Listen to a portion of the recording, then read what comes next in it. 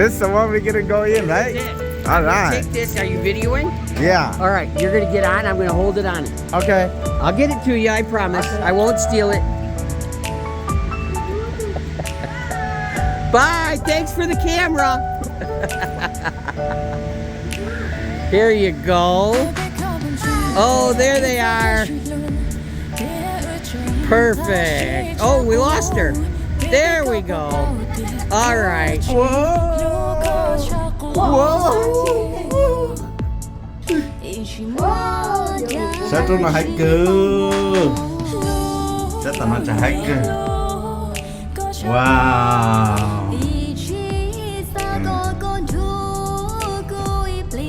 Sao nó là chef tiêu còn hacker?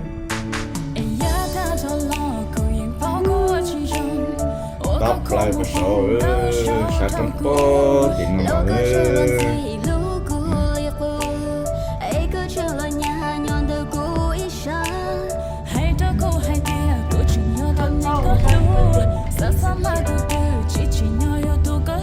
Tên là trap số lại của cá thể này. Wow. Cuối cùng là một sinh như hổ là tôi tính là hổ, tôi tính là hổ.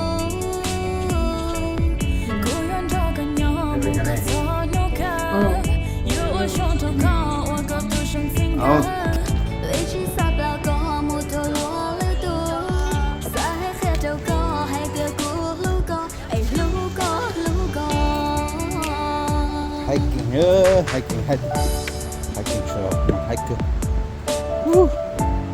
Đi nó là hổ.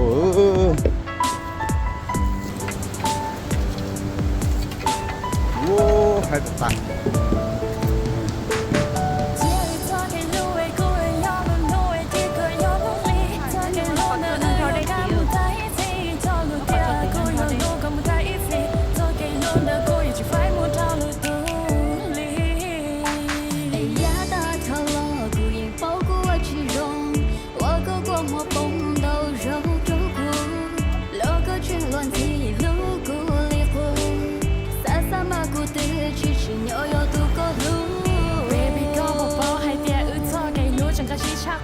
Baby có bỏ bỏ hay tia ư cho cây lúa nhưng chỉ mua đã chỉ bảo mua cô chẳng lúa có chắc cô lấy giá thầu u yeah